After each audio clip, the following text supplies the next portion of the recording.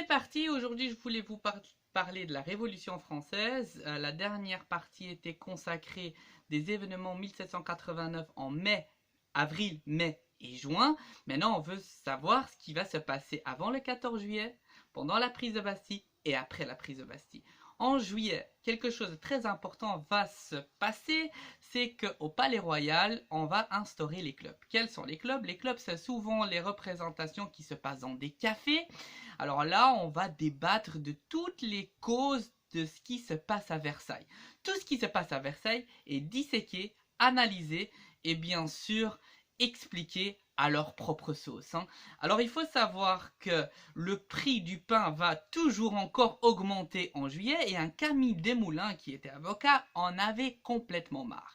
Il décide de monter sur une chaise, dit aux citoyens qu'il faut prendre les armes et changer la cocarde blanche, qui est la cocarde bien sûr de la monarchie, dans une cocarde verte qui représente bien sûr l'espérance.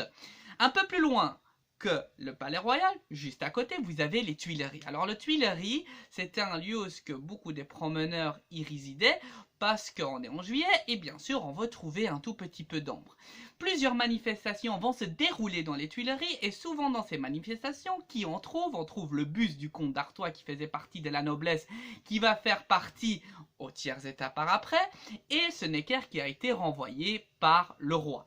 La monarchie furieuse sent que l'Assemblée nationale a un certain pouvoir sur l'opinion publique et décide de faire des représailles dans les Tuileries. Un homme est blessé, cet homme va mourir de ses blessures et bien sûr il va être vu comme un martyr de la République et on va aussi directement comprendre que la monarchie a un certain pouvoir, mais l'Assemblée nationale ne veut pas se laisser faire. Le 13 juillet, quelque chose de très important va se passer. On décide de arrêter collectivement tous les députés de l'Assemblée nationale, tous les troubleurs de l'ordre, bien sûr troubleurs de l'ordre, pour le clergé et la noblesse. On veut prendre vengeance. La première vengeance est très simple. Il faut savoir que Louis XVI, en 1782, a décidé de créer une enceinte autour de Paris. Une enceinte, vous savez qu'est-ce que c'est une enceinte, hein?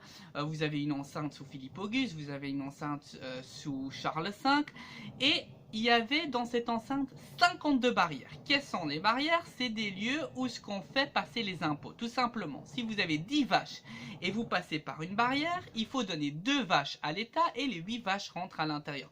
Donc c'est un lieu très fort symboliquement et qui représente bien sûr le pouvoir de la monarchie. On décide de les piller, 40 piliers sont brûlés et incendiés le 13 juillet 1789. Symboliquement, c'est un attentat très fort. Première chose, on veut du commerce libre. On ne veut pas que la monarchie décide sur ses impôts inégaux. Et donc aussi, bien sûr, pour les impôts inégaux. On veut que tout soit égaux. Vous savez que cette notion d'égalité était très importante pendant la Révolution française. Le 14 juillet, encore plus important, le prix du pain va encore augmenter. Il faut savoir que 80% du salaire était donné pour le pain. Les autres 20% étaient pour le loyer. Donc finalement, il ne vous restait rien et vous ne pouvez même pas payer un loyer. Donc c'était extrêmement grave pour un peuple qui avait quand même 600 000 à 700 000 habitants. Le 14 juillet, on décide à 10h du matin d'aller aux rives gauche.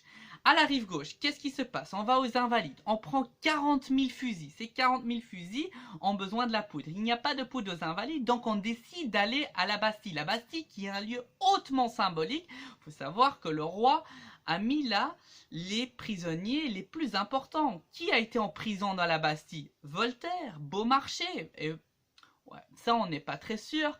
Le jumeau de Louis XIV, vous savez, hein, le masque de fer avec le beau Leonardo DiCaprio qui a été inspiré par le roman d'Alexandre Dumas. Mais pourquoi la Bastille est-elle si symboliquement forte? Tout simplement, il faut savoir que c'est un lieu où le roi peut incarcérer qui il veut sans passer par la justice. Parce qu'il est en plein pouvoir. Donc si quelqu'un lui nuisait un tout petit peu et l'énervait un tout petit peu, il le mettait à la Bastille.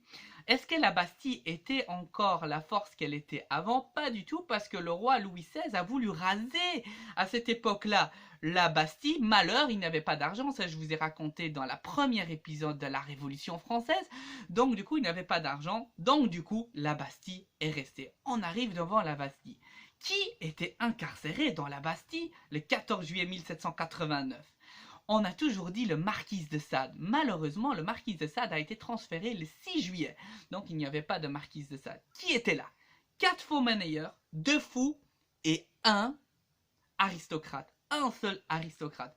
Cet aristocrate sans doute a été là incarcéré sans doute à cause de libertinage chez sa famille qui a décidé de le mettre là à l'intérieur. Pendant l'émeute, qui va être libéré? Les 7 vont être libérés. Les seuls qui vont triompher, c'est les 2 fous. Les 5 autres se sont éventés dans la nature. Le 14 juillet à 15h30, le gouverneur Delaunay qui protège la forteresse de la Bastille avec ses invalides et ses gardes-suites, décide de tirer sur les insurgés qui se trouvent en bas. C'est la catastrophe.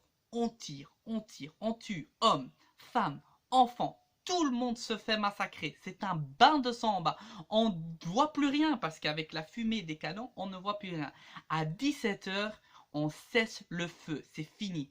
Après 1h30 de meurtre et de tuerie, le gouverneur Delaunay commence à comprendre que c'est la fin et qu'il ne pourra plus rien faire. Qu'est-ce qu'on fait? On décide de monter en haut, on prend Delaunay, on le fait descendre, il est escorté par quelques soldats, la foule prend vengeance, devient fou, saute sur Delaunay, on lui arrache la tête et on la met sur une pique. On ne s'arrête pas là, on va continuer. On va aller voir le prévôt Jacques de Fès. Celui-là va être aussi mis sur une pique et on décide de tourner autour de la ville pour montrer l'exemple qu'on veut donner et qu'on ne veut plus des traîtres. Un prévôt très symbolique et le gouverneur de la Bastille, c'est toujours des symboles très forts et vous savez que c'était à la mode de traîner les gens à la pique. Le 15 juillet, le roi décide d'enlever tous les soldats autour de l'enceinte. Déjà que l'enceinte n'existait presque plus parce que le 13 juillet, rappelez-vous qu'est-ce qui s'est passé? Pillé, incendié et brûlé.